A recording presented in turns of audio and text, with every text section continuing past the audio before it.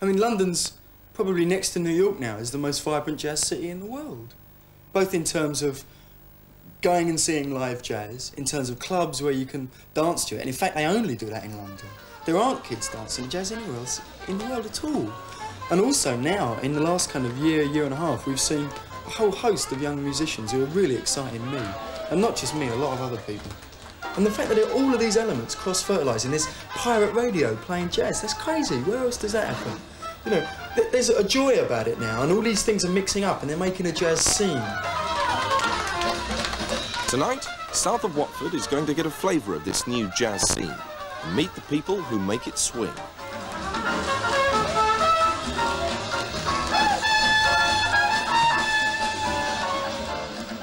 Most of the fans who go to jazz nights at clubs like the WAG have nothing to do with what they might consider the rather dreary jazz establishment. They've come to jazz from an earlier interest in soul and funk, and the fusion which took place between funk and jazz in the late 70s.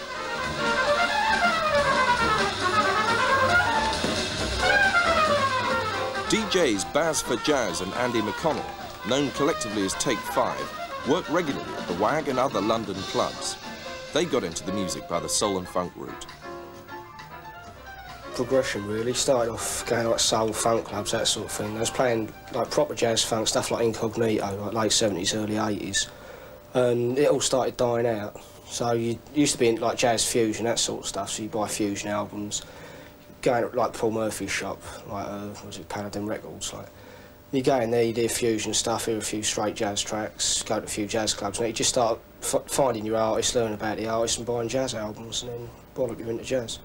Yeah, and then becoming a DJ. Oh, well, where I used to live, well, where I still do live, but, you know, Dagenham, we weren't nowhere playing jazz, so me and my mate bought a DJ system and started doing a pub, playing fusion, jazz, that sort of stuff. Just moved on to there, done a couple of all days in London, we put on about a couple of years ago. Then I started DJing in London at Solly Sombra, put a few all nights on down Rotherhithe, and then just started doing the clubs in London. Yeah, you're both playing to fairly young audiences now. Why do you think jazz has, up until now, has had a fairly off-putting image for young people? Because they see, jazz has always been classed as old hats music, you know, specialist music. But we're, as jazz DJs, we're trying to prove them wrong. The job of you two, how do you see your job as DJs, spreading the word? Educating people, educating the young audience. By we playing the music and the young people coming up and asking us what the record is, and we telling them where to go and get the records, and listening to jazz dance bands and jazz dance music. Honest John's is one of a handful of record shops in London that specialise in jazz. Over the last couple of years, its owner, John Clare, has noticed a marked change in his clientele. Well, it's become younger, for a start, and I suppose it's become, in some ways, a less cynical, elitist kind of audience. It's not people buying jazz records in order to show that they're better or different to other people, although there's still an element of that. So we get more of the young, fashionable, zoot-suited, short back and sides, 1950s look, buying Coltrane, Charlie Parker, Miles Davis. And is that particularly the kind of music they're after? The younger audience? It is, yes, but in a lot of cases they don't know what they're after, and I think they find that jazz, because it's got a very long history, and it's a very complicated, esoteric world, that it's a difficult world to find your way into, and possibly in some record shops they meet an elitist attitude which they find a bit frightening. I hope we don't give people that impression here. In other words, we're interested in turning people on and educating them. If somebody wants to buy a reggae record and a soul record at the same time as buying a Miles Davis record, well, so much the better. But clubs and record shops aren't the only evidence of the new interest in jazz. In South London, there's Jazz Pirate Radio. and a fair deal of bebop as well. Stay tuned for the best dance jazz music show in London town today. Starpoint Radio. It's a shame, really, that there hasn't been a legal programme there's an open door for that to happen now. A legal programme on legal radio, on the BBC, on local radio, which can actually broadcast jazz in a youngish sort of way. I mean, not knocking people like Peter Clayton or Humphrey Lyttelton who present jazz legally, but they present it to a certain audience, and the younger people, the sort of under 30s, they can't really relate to that. I think the stations have missed out on the more danceable jazz, you know, the upfront danceable jazz, Latin jazz, bebop jazz. It's presented in a more enthusiastic manner from young people to young people as well, and that's the difference with the pirate radio jazz, as opposed to the legal stations. Right. Pirate radios have been the only possibility that the music has had any exposure whatsoever. As a result, it's created a new interest in the music, of course. And I mean, when I do my pirate shows, I also mention the clubs that I'm working at. So as a result, you get people who might listen to the radio shows will also come to the clubs, and that's a very good. I mean, it's a very easy way of seeing what kind of people are listening to your programs. Yeah. So and it's a very young audience essentially. 5, 6, 7, 8. Jazz dancing is the most eye-catching element in the new scene. A few years ago, the idea of dancing to jazz would have been unthinkable. But with the group IDJ and the sheer excitement of their moves, Jerry Barry and his friends have helped to draw many people to the music.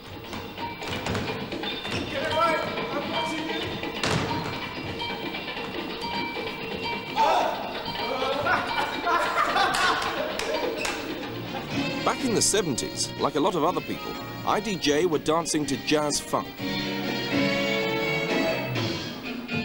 In the 80s, this sort of dancing evolved into a faster style when some of the fans started to listen to jazz proper. It was the DJ Paul Murphy who converted IDJ to jazz. This was about 1980. This was about the time when all the changes really started taking place. And there was one night where the DJ, that was Paul Murphy at the time, he played a record called Headhunters. The album called Headhunter by Herbie Hancock. Yeah. And it was so different from the rest of the stuff that he'd been playing for the time. It was very, very fast. And it was, I don't know, call it maybe a cliche if I say it's a challenge, but it was so fast that you were in constant competition with whatever they were playing. And whatever, I think more enough that everybody got to really like what they were dancing to. Just changes like that. Yeah. Yeah, because one time the music started getting really weird, like fast and all kind of drummy, and after a while I just got used to it, because they just started playing it all the time. That's what happened. And then my man Speedy here used to pick up the pace. Me, I just started off fast. Like I started like 3 years ago when it started picking up the pace. Like these lot, they started like before me in Horseshoe. Yeah. Like, and I came in the first week at Electric Ball and Paul Murphy was there, and I was amazed when I saw these guys just the feet were just going everywhere. I thought, yeah, I might just take it up, and I just got faster than him.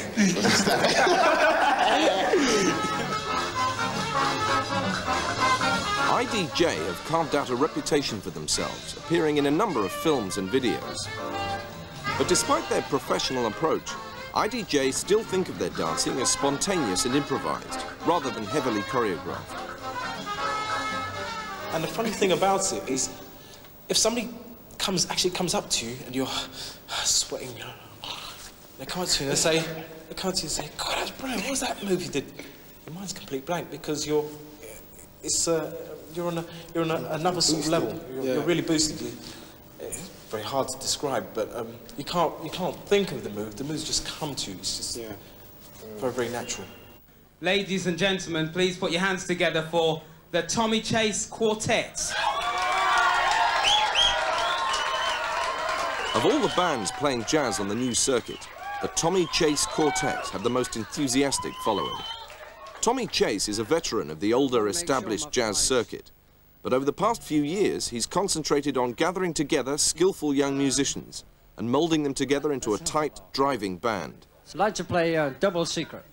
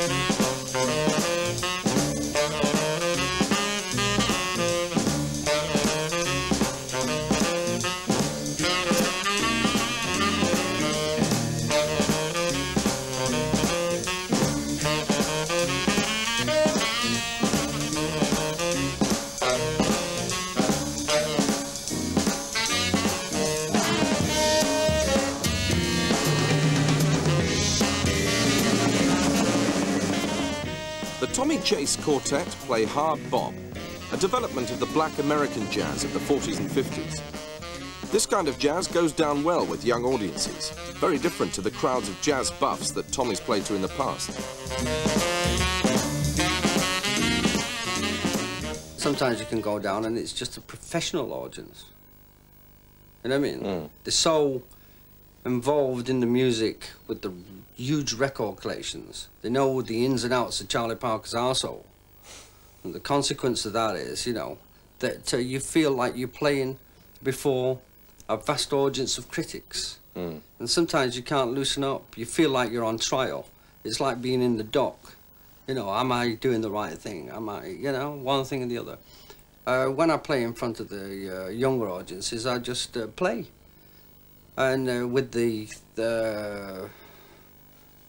thing, the uppermost thought in my mind is either they dig it or they don't. But, I mean, I'm working very hard. I'm giving 100% so that they will dig it. In other words, I'm trying very hard to sell my music. You know, I don't want to play to an esoteric little crowd. And I like to have an aggressive, direct approach, a very direct approach. I don't like to fuffle around, you know. Don't like to fart about. I like to have a direct approach. I mean, if I was to play the same way, say, in certain established jazz venues, I don't think that they'd be able to wear it. I think they'd get, you know, really upset about it. But the kids are used to giving it one. And I'm out there giving it one, you know what I mean? I'm wearing clothes out every time I play. I'm soaking wet through. They like all that. That's what they want. The hard bop style of jazz was superseded in the late 50s and early 60s by a more complex, intellectual kind of jazz. Not to mention being blotted out of the public consciousness by the arrival of rock and roll and then pop. However, maybe the time's now right for bop to bounce back. Well, I think it's back again now. I mean, it had it for sort of 20 years in the 40s and 50s, right up until kind of rock and funk superseded it in the 60s, when it stopped being black working class music and it started being this intellectual thing. And if we've regained that, and actually the music has also to some extent gone back a little bit. It's gone back to a tradition that had appeared to have died out in the 60s. It's gone back to music that you can dance to, or music that you can feel very emotional about rather than a very intellectual music. Jazz was swamped at the end of the 50s by pop music, nascent pop music. And in a sense, pop has nothing to offer to counter it at the moment beyond a few little strong gestures. I mean, rock music is going to last a while longer, there's no doubt about it, but nothing sparkles with the in the current musical firmament like a red-hot hard bop record.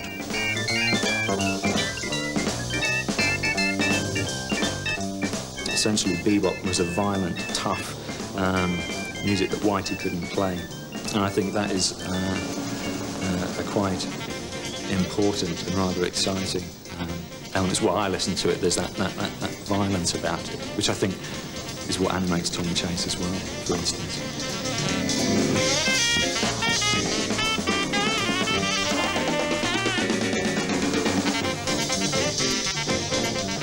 Tommy is passionate about his music, but he also believes that looking good has helped to capture the new audience. Okay, if you go any shorter than that. No, that's about. Well, I'll have that bend then. That bend. Okay, so we're talking about what? 6 inch. 6 inch. 6 inch vent. Okay, so we'll have button 2. Yeah, 2 buttons. 2 patch pockets. And it's only in the respect of the audience. It's just the same as if you were attending somebody's wedding. You wouldn't turn up looking like you've just been cleaning the car. And it shows that you have a desire also to please and communicate with your audience. I also have extremely young musicians in the band. So the young musicians dress very, very smart. The consequence of that is that there is a relationship between the audience and the band. So the clothes are imperative.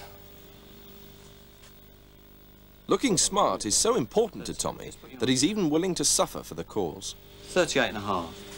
When I was at the Brecon Jazz Festival, there was we had an audience of 2,000 people. It was very hot, summertime, and it was the sweat was really pouring off me. And some young people at the front of the stage, when I went out to make an announcement, said to me, "Why don't you take your jacket off?" And my reply was, "Well, that isn't hip."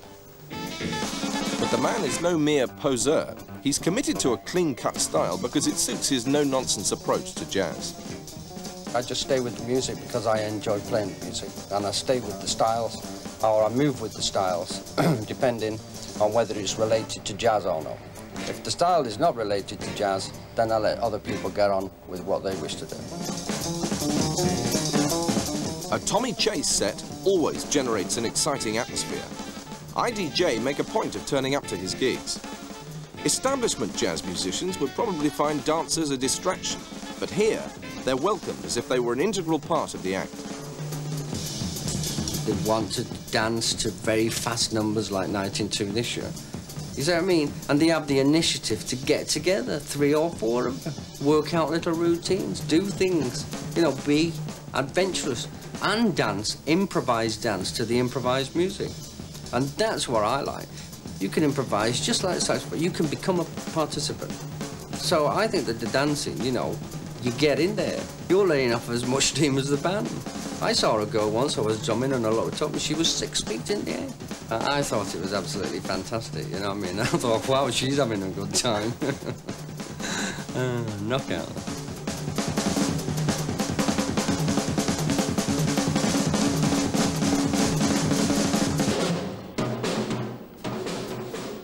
It's not just the no-frills jazz that's packing them in London's clubs at the moment. Another approach is provided by Courtney Pine, seen here setting up for a gig at the Fridge in Brixton. Courtney is a young saxophonist who's been making quite a name for himself recently. Much of the music he plays is inspired by the more avant-garde experimental jazz of players like John Coltrane, who followed on after bop and hard bop.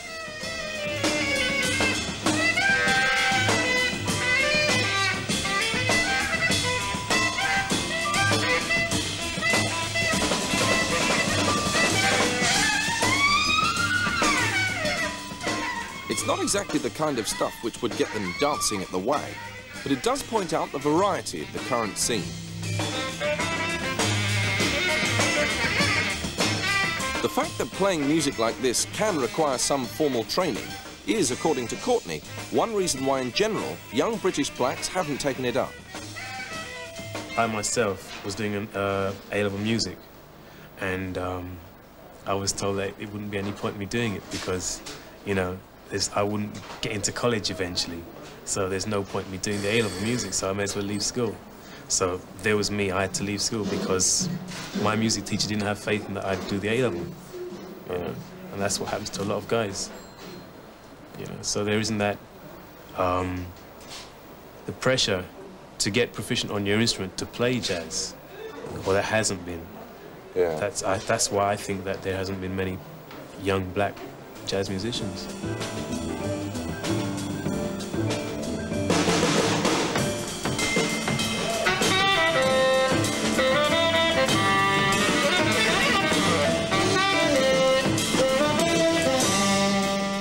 Despite the lack of formal training available, Courtney Courtney Pine is actively seeking out young black musicians and encouraging them to take up jazz. I formed an organisation called the TAJ, which is the Abibi Jazz Arts, with my girlfriend. And that was like, it's an organisation to make more black musicians aware of jazz, or more people aware of Afro-classical music, which is jazz. And we just like sent out letters to people and got it, you know, got on television, told people what this thing's about. Next day we got letters and stuff, people wanting to know what it's all about. And we just held workshops and stuff, and got a lot of my musicians out of that. The other day, the Jazz Warriors, I found a vibraphone player out of the blue, you know. Couldn't find one for about 3 years. And all of a sudden, this guy, Alfie Robinson, just turns up. Oh, I play vibes. Auditioned him, and he's fine. He's in the group now. He's playing in the quintet. Courtney Pine has several musical projects going at the moment. His big band, the Jazz Warriors, plays a more accessible and commercial jazz than his quintet.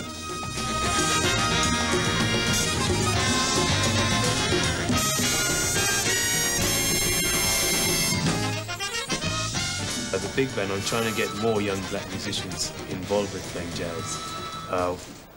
What happened to me was I was playing a lot of reggae and funk bands, and I couldn't actually concentrate on my jazz studies because I, for one, needed the money to make a living out of playing music. In other words, I couldn't play jazz because you'd be playing in pubs or so on, you know, which was much money.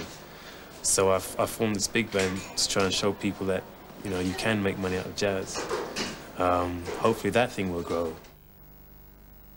The jazz scene has been getting a lot of media attention recently. An interest has been fueled by Courtney Pine signing to Island Records. Inevitably, some people have cried hype, but there are others who think that the music is beyond that kind of media manipulation. Jazz can look after itself. If you're going to put all that effort into hyping something, you should do it that you can sell in large quantities in small packets. Well, you can't do that with jazz. It's always going to be a relatively minority taste. So, no, I don't think it is a hype. I do think it became fashionable a couple of years back because of the efforts of certain people and because of natural trends.